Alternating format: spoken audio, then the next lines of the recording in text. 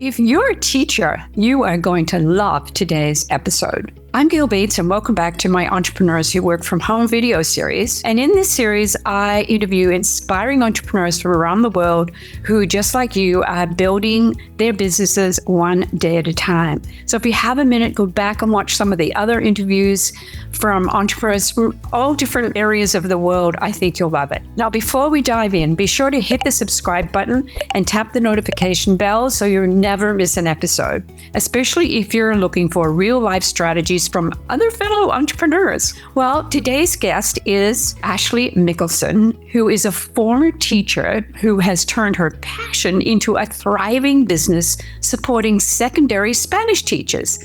You know, she made the bold decision to step out of her comfort zone and start her own business so she could be home with her 3 little ones. And Ashley shares how she navigated the transition from teacher to business owner and how she structures her time management around her busy family life. I think you'll really get a lot of tips from this. Plus, if you ever thought about starting a business, if you're at that time in your life now where you're thinking of starting a business, she has great advice on taking action before you feel ready and making the most of the opportunities that the internet offers you today. So I want you to get ready for an inspiring conversation. I think you're going to love it. Let's jump in.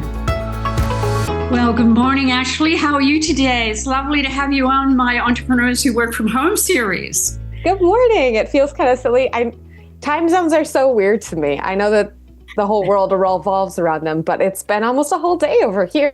I know. And I know, see, I'm in Hawaii and we're behind the rest of the world. So that's how it works. So I'm really interested to hear about your business today. Talk us through a little bit about, I know you're a mompreneur, and talk us a little bit about your daily routine. How does that work for you? It is crazy. Every day is different. So I have 3 littles, 5 years old and under. And my husband has kind of a unique job schedule as well. So my day might look like me getting down to the office at 9 a.m., working till lunchtime, and then going back until it's time to pick up our oldest from school. And it might look like, hey, you got 20 minutes and maybe you answered an email today. Awesome. Right. Yeah. You know, that's just how things are. But you know, that's what I love about entrepreneurship and being your own entrepreneur, working from home. You get to choose that, right? You get to choose how that works for you, right? Well, for the most part, sometimes things are, sometimes things just are decided not for me. If you're a mom, right? Like sometimes somebody wakes up with a fever or whatever. Right, exactly. That sort of stuff is out of your control. But we do have flexibility that I am so thankful for. Yes. And then how about, it looks like do you have your own office? Talk us a little through your workspace. Yes. So my office is an absolute disaster, but it is mine for the most part. I say for the most part because it's also, there's a little bit of closet kind of activity in here, but it is what used to be a sewing room, I think, for the former owners of this home. So there's a nice big counter, tons of storage, and I kind of have set up this space where I have an area where I do like product photography and kind of overhead videography to show people. I talk about books for Spanish class a lot, so It's really nice to be able to show people the books that I'm talking about. And then I have that space for my desk, like where I'm working, and I have a walking pad underneath. So I try to walk a couple hours. I say a couple hours a day, but that's like in an ideal day when I'm actually down here. So if not, I have a desk that's adjustable so I can raise it. So while I'm walking, I can work, or I can lower it and I sit and, grab 10 minutes to answer an email. But that's pretty much the gist. Multitasking, Yes, it's been so nice. I mean, we talked about you're in Hawaii. I'm in North Dakota. It is -40 this morning when I woke up. So I'm not going outside to get my walks in today. It's just not. No, thank you. Great. Yeah. I got it. And how long have you been in business? I think 9 years, somewhere between 8 and 9 years. Okay. It's a little bit of a hazy line to me because I didn't set out to be business ever. Right. So the whole how long have you been in business? My head is like, well, it took me like 7 years to realize that like this is a business. I didn't really think about that in my brain for so long. That's really been a part of this journey too. Right. And you talk about in your bio about how it was scary at first. And so how you got out of your comfort zone. So I'm sure other entrepreneurs who are wanting to do something really need to learn. And so would you share with us how that worked for you? Yeah, it's part of it, I think, was getting out of the comfort zone in terms of like the technology and all of these moving pieces that I just don't know. And Right. part of it was I went to school to be a teacher. Never in my life did I think that I would be doing anything like this with my days. Right. So like those kinds of things. From like I wasn't taught how to do this, but Huh? putting those pieces in, and then there's the stepping outside of your comfort zone in terms of, is what I have worth sharing? And that's a Right. whole other layer of, right? So we're Right. breaking down comfort zones all over the place. Right. With like, Right. how Yeah. do I share this? Should I even share this? Is it worth sharing? All Yeah. of those spaces are really, I mean, honestly, even battles that I have now still Really. when I know that what I have is worth sharing. Yeah. Sometimes I'll go to my husband and be like, what if I did this? And I'm like, well, I don't really know. And he's like, do you feel like it would be helpful? I'm like, well, probably. And he's like, Yeah. you Yeah. know, do the thing. But I think that's with every entrepreneur. I think, and that goes to, putting yourself out there and putting what you do out there. And, we call that being visible, right? In our world. And are there ways that you are more visible? How do you stay visible in your business? I spend a lot of time on the internet, probably more than, most people. I 2 years ago committed to posting weekly, like long form YouTube content. And Right. that has been a big game changer for me in terms of like putting myself out there and making sure I'm sharing. I've been blogging for close to a decade at this point, but Right. somehow that shift to video was a big step for me and that Right. visibility. And when we're talking about like the technical details, the SEO, all of that sort of Right. stuff, the video has been really helpful. Yeah. I'm also very active on Instagram specifically, but Pinterest and Facebook. And I've been Mhm. on the TikTok, been off the TikTok. I don't love, Yeah. I don't love it. So it's more of like is everybody okay over here? Okay, goodbye, you Yeah. know. Yeah. But Yeah. just being there. And then even more specifically, when we're talking about reaching the community and Right. connecting with people, Yeah. teachers are so active in Facebook groups that I love being part of them there and being able to say, like, what's going on? What kind of troubles are you sharing? How can I help Okay. you with those things? Right. And my email list. Right. I Right. love them. Yes. I Yes. do. I love Don't them. we all? We all love Yeah. our email lists. That's for sure. Yes. Yeah. Yeah. Yeah. Yeah. Well, I'm sure that's really helpful for others who are thinking of starting a business. And, the bottom line is you are out there supporting teachers. That's what you're doing. And I think that, that's so appreciated. Teachers, especially today, need that support, right? I know. Yeah. And there's only so much you can do, but at the same time, you got to do what you can. Yeah, exactly. Exactly. So, okay, so let's talk a little bit about being an entrepreneur and some of the challenges that you face as an entrepreneur. And tell us a little bit about how you overcome them. Okay, well, we already kind of touched on how no day looks the same and Right. how, right, being at home, there's family, there's, all of those sorts of things. There are days where my office door, for some reason, is open more than it was closed, even though there's like a child safety knob. It just doesn't work for us. They just open it anyways. And I'm like, Yeah. okay. So that's a big challenge, is those distractions kind of thing. But Yeah. also there are times where I just kind of go through lulls in not knowing what to do next. Like, where is my next step? What could I do that's going to be the most helpful? And Mhm. just kind of putting my ear to the ground and saying, I know that there's so much going on for you. Like what we were talking about, teachers need help. Right. But the point where I get stuck is, what's going to be the best thing to help? And what Right. can I do to take those steps and that kind of thing? So Yeah. that would be kind of one of my biggest hangups, is sometimes I get stuck in my own head and being like, is this actually helpful? Do I think that this is going to be helpful for them? Is this Yeah. a waste of time?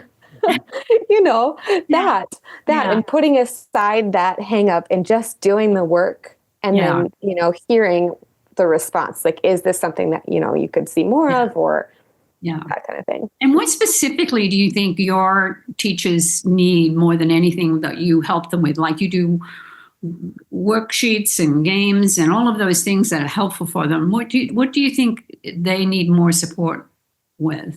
So something that I really love speaking to and serving is a problem that I experienced while I was in the classroom. Right now I'm home with my littles and, all this, but Okay. so there's this research that's been done and is, still being done about how our brains learn language. And it's different than kind of this drill and kill, learn vocab lists and all that sort of stuff that we thought this is how our brains should learn language. Like that's what we used to think this was the best. And now that we've learned more and more and more about comprehensible input and how your brains just like acquire the language rather than memorizing and putting components together, Right. that shift is taking a really long time to make its way into action in classrooms due to curriculum requirements. So what does that mean, right? So what that means in terms of actual actionable steps is that I really love serving teachers who have seen that research, who know that it's so good for our students when we can serve that part of their brain and language acquisition, but are being held back by this is the curriculum that I have to teach. This is how I have to teach it. This is how it's being assessed. Yeah. District-wide, I have to do this. So what I like to do is kind of fill in the gaps of, okay, you have to do this. We want to do this. And I make the resources that kind of combine those gaps. So I make readings that are really focused on delivering comprehensible input to students that hit those units that are like, learn about school vocabulary, learn about family vocabulary. Now we're going to the mall and we're going to go shopping. And you're like, okay, why does it? Yeah, it sounds like it's really valuable advice that you're giving. It's tricky. So, just trying to find that kind of fine line between how do I not lose my job because I have to do this. Right. But also I want to be good at my job and do this. Yeah. That's fascinating. That's really fascinating because, there's so much out there for learning languages nowadays. There's apps, Duolingo and all of those apps and things for teachers. I'm sure your resources are a great help for them. So that's exciting, though. And it's exciting, though. You're seeing that advance as well, I'm sure. Yeah. Terrific. So I guess time management for you is do you yeah, I know. But do you do anything like time blocking or anything like that in your business? I loosely, of course, but I tend to do it by days. So I look at, kind of the general pattern of my family schedule and other moving pieces. And I tend to spend Mondays on marketing. Right. Tuesdays and Thursdays, I tend to be on like product creation and revision and updates, that kind of thing where, just chucking through the new stuff. Fridays are in my head, I'm like CEO task things that are like big picture future projects that like someday that would be really nice and like kind of slowly moving those forwards. And you notice I skipped Wednesdays. It's because Wednesdays, like, that's the day where I'm like, if I got 10 minutes to answer an email, because a busy day for you. Yes. Basically, designing it around your family and what works for you, but you're doing a great job. And then you have a newsletter, and does it go out weekly or bi-weekly or? Generally weekly, sometimes more than once a week. Just kind of depends. Again, depends on what's happening. Sometimes I email them 3 times a week. That's very rare. Sometimes it's 2 times a week, but tried and true. I'm here to say hi to you once a week at least. Yeah. I love it. Yeah. And fitting that in you must have a time you fit that in to do that as well. Yeah, that falls under what I would call my marketing Mondays. So that Monday task is something that I have, kind of chunked out. These are all of the things that I do for marketing. So YouTube, social media, email, newsletters, all of those other kinds of things all happen on Mondays. And they happen in a specific sequence so I can use what I did here down here in this part of the to-do list. And whatever I don't finish on a prior Monday, I know that to-do list is waiting for me come the following Monday. So I don't feel like, oh my gosh, I have so much left to do. It's like, well, that's next Monday's problem, like it's fine. Now, you're way into technology. So what technology tools work best for you?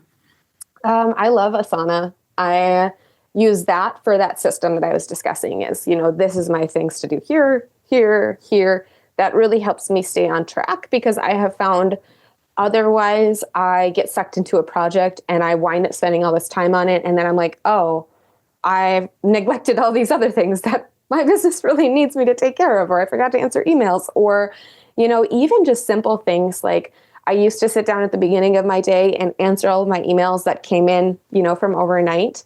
Right. And I realized that like I'm really a morning brain person. I love sitting down, getting my stuff done, and really just like getting right into the thick of things. And those kind of like ding, ding, ding, ding, ding sort of emails that show up where I'm like, oh, that doesn't need that part of my brain. Right. So like the part that really needs the deep focus, brand new, refreshed start of the day person. Yeah. I, kind of have rearranged my schedule and my tasks to make sure that I get those things done at the beginning. And then I have a little ding reminder on that setup and that schedule that says, hey, you've got about 15 minutes left in your day for today. Go hit your inbox and go. Oh, I love that. So the ding is for 15 minutes left in the day. Yeah, roughly. And of course, that's flexible. Doesn't always happen that way. Grain of salt, yada, yada. But that's in general how I've been tackling my inbox. And that system has been so helpful for me to not feel like stuck down in this sort of task. I love it. I do the same thing every morning. My inbox, I look at it, but I basically delete, and save the ones I want to read till later. Yes. Yep. And I should say that part of that system is that the very first thing I do is I do check my inbox for things from any team members or contractors or if I'm doing like a collaboration kind of experience and anybody needs something from me, that does get my attention first thing. Yeah. But if it's something like, this person has a daughter or a granddaughter who's graduating as Spanish ed, and she wants to get her a college graduation present. What do you recommend? That is the end of the day because yes, I will go grab you all these links and grab you all these things. And oh my gosh, how sweet that you've thought. This is so thoughtful. Yeah. But that can be an end of the day thing, that's okay that way. Yeah. I love it. I hope a lot of people who are entrepreneurs who are watching this take that advice because I think that's great advice. It's very refreshing and very... So, talking about collaborations, how do you stay connected with the clients or with people? I mean, you talked about you're in Facebook groups, but do you meet people outside of the home or do you meet people mostly online? How does that work for you? So I actually just got halfway through the interview process for an entrepreneurial district in my area. So there's this opportunity that I'm like, come on, really hopeful for. That is essentially like a group of entrepreneurs get free access to an office space in my city, and they purposefully mix up our skill sets and business types and things that we do. And the structure is that we can mix and match and ping ideas off of each other and that sort of stuff. So very much looking forward to the final steps of that process. Otherwise, I'm really online. I have some very good business friends that, we Facebook message all the time or we call each other and chat, but it's very much a not in-person friendship kind of thing. Right. Yeah. And how do you meet these people? Are you part of networking groups? Yeah. So I would say that the ones that I am closest with, I have connected with through a Facebook group that's associated with a course that I took. And I actually credit that course with changing the course of my life and my business because everything that I learned in there has been so foundational. But obviously there's a lot of like-minded people in that group. So some of those people, we've just really formed strong friendships and learned a lot from each other there. So that Facebook group has been so, so good. Okay. And what was the course that you took? It's no longer available, unfortunately. She does other offerings, but the course teacher, her name is Shelley Rees. And I mean, she is just golden hearted, sweet, so kind. And she's just so willing to share her expertise. And like all the, she also is a teacher who then kind of went on this journey, and her journey was just a few years ahead of mine. And just being able to learn so much from her experiences has just been such a gift. I mean, really. And I think that's so important because you're investing in yourself, and growing your business at the same time, right? Yeah. And so, leading up to that, talking a little bit about that, what is your approach to goal setting? How do you break down your goals, and what length of time do you set for yourself for goals? How does that work? I'm generally a year over year kind of gal. It gives me enough time to step back and think about that. And I generally tend to be one big goal. How can I get to that one big goal? So this year, for several years, I had done like a word. And this year it's like 2 words. So it's kind of cheating, but those words are kind of like my guiding compass. So like 6 years ago, one of my words was marketing, and I like learned how to do the things. Right. But sometimes it's other things. Like 2 years ago, my word was service, because I really wanted to think about serving the needs of teachers who had just gone through so much like this with everything. This year, my words are abundantly Catholic. And that's because I really just want to focus on how can I share my faith in my resources, and how can I share, I'm a Spanish teacher, and it is so easy to make the connection between culture and faith, because that community is so vibrant in so many areas and regions of the world. So I've been working really hard to connect with teachers who are in Catholic school settings or private school settings, and sharing and creating Christian resources together. So I'm like, what's your big goal for this year? I'm like, what? Which is not, you wouldn't think is like a business goal, but it really has been. It's been guiding like, what resources can I create? What sorts of things are people needing? And making connections with people who have been in my email list who are saying, it would be so nice if, and I'm like, yes. Go on, go. Yes. And just being able to really focus in on this space that gives me so much joy. It's also scary. It's also really scary I just said the words like, I want to be abundantly Catholic to you in an online form, in a place where I'm like, that could really turn people away from me. Well, it's also zeroing in on your ideal client, on who you serve specifically. Yeah. And I think that's where entrepreneurship comes from. We know exactly who we want to serve, and obviously you know how you want to serve them because you've got some fabulous resources. So I think, and then, and again, it is scary putting that out there in today's world, but again, I think you're zeroing in. I think that's important. Right? And just being able to, even beyond the actual products and the resources, because I know that there are teachers who are in public school settings who, I would never want them to push that into that setting, because that's just not appropriate.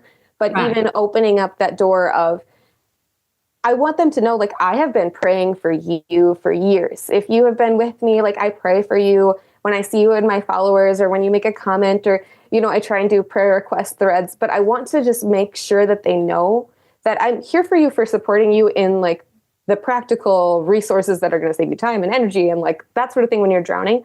But I also want to know that, like, please turn to me if you need spiritual support of any kind, or friendship, or an ear, or, anything, that I want to be here to help you in that aspect as well. And so just kind of opening up those doors more clearly and more consistently, because it's something that I do every now and then, is like, ask for prayer requests and that sort of thing. But I just want them to know that that's something that I would love to support them in as well. That's an option that you obviously offer as well. Yeah, I love it. Great. How do you continue to grow as an entrepreneur? You talked a little bit about a great course you took. Are there specific books on entrepreneurship that you'd recommend, or Books are not a thing for me at this stage in life. Honestly, well, I can't say that they're not a thing for me because I What love about reading. But podcasts? Do you listen to podcasts? also, No? no. I mean, just in terms of the way that my life looks in my everyday, if I'm going to pick up something to read, it's something that I can pick up and put down again 16 times in one page because somebody needs something or somebody's about to get into the dog bowl or, Yeah. whatever. Same thing with podcasts. Like just this morning while I was taking my daughter to school, we were listening to a podcast together, and it was a 12-minute episode, and I paused it 7 times because what's that car driving by? Oh, that car is an appliance car. What's an appliance? And I'm like, oh my gosh, could we please just listen? I'm like, there are literally 12 minutes total. Could we Yeah. just, so anything like that is really hard for me to get good, meaty content from because it's just so Right. all over Yeah. the place. I really find a lot of like support and feedback. I'm in 2 memberships that I would say are like worth, well, 3 memberships that are so good, but 2 that specifically make me think of like this education and training piece. Yeah. One is run by Shelley. So that's that same person who wrote the course that I was talking about. She Right. runs a membership that does like a live and then co-working and like different mini goals for throughout the month. I'm somebody who's very motivated by a sticker chart and a bingo chart, and she gets that about me. So she'll do like, this is our goal for the month and here's your checklist. And I'm like, I love a checklist. So I know, I'm like, all right, I am in my mid-30s and I get so excited to check off my little, but I'm with you, and I'm older than you. it works. I think it's just the right kind of brains we have. It is.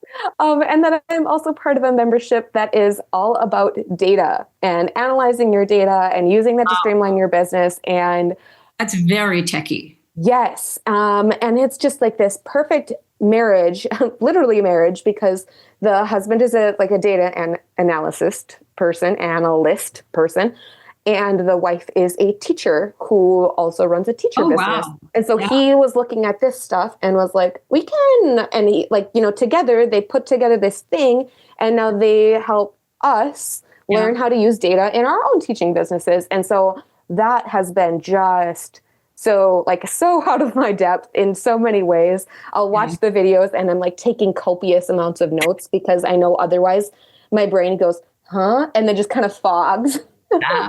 And I find all that is such good information. I have a hard time being actionable with the steps if I'm not like very tuned in and that, but that has been so good for me, even in terms of like identifying areas of need and areas where people are searching for things and there's nothing to be found, or like that kind of stuff, and being able to do that kind of research. I've learned so much about from them. It's stretching yourself. Also, I know I'm in a mastermind, and then they, in the mastermind, they'll come up with sharing some technical aspect, and I'm again, oh my God, I'd love to be able to do that. I need to take notes on this and figure this out. So I think that's important for your own professional development. Helps you grow and learn as well. And then it helps you with your clients and who you serve, right? Yeah. So it's great. Yeah. I think another piece of that professional development that's really important for me and my business is the other half that's not the business part, right? Is the what do I do with my business? And so I'm, part of conferences and professional organizations and attending different learning opportunities. And that's where the reading books come in, all about language teaching and the language itself. So I will attend different things about Spanish or about teaching Spanish, and that sort of thing is a whole other aspect to my professional development, because you can't just not speak Spanish if you're going to create resources for Spanish teachers. Exactly. Yes. No, so it's really important you're paying attention to that for your business and for your clients as well, which is okay. So I know you're a busy mom.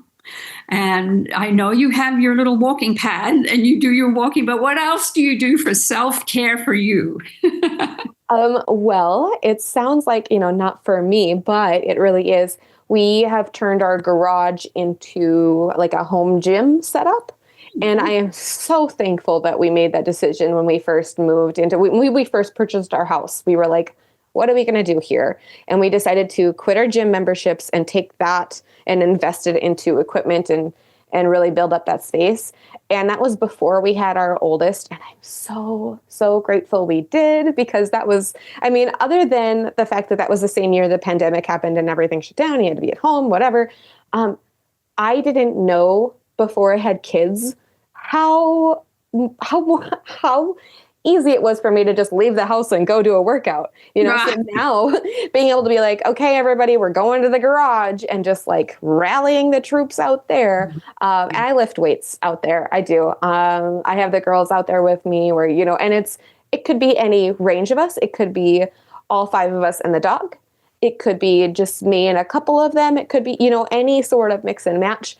But lifting weights multiple times a week is so good, and just like refreshing to my brain. And I love that they come out there with me too, because there are some very precious memories I have of them picking up dumbbells and imitating us, or, running really fast in place. Mom, look at me, run, run, run, or, things like that. And it's just beautiful to see them like finding that inspiration and finding that joy in this space that I know is going to be so healthy for them. So helping them kind of set that expectation of like caring for yourself in this way.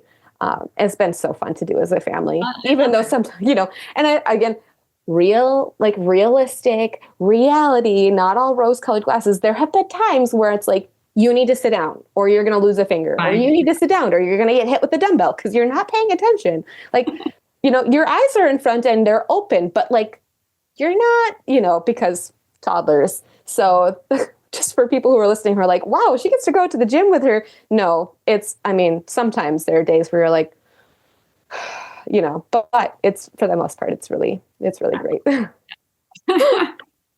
So do you have a piece of advice or a lesson that you've learned for other entrepreneurs? Oh, so many. I mean, this whole thing is a learning adventure. And I think that's probably like step one is start before you're ready, right? Because I feel like so many people are like, oh, I wish that I could. And you're like, well, why can't you? Yeah. I wish that I could. It's like the internet is an amazing place. Like so many things are possible now that weren't possible when I was even a child. Like the internet was not really doing the things that it's doing now. Mm-hmm. And I mean, even just the other day, I was talking to somebody about what I do, and they were like, what do you do?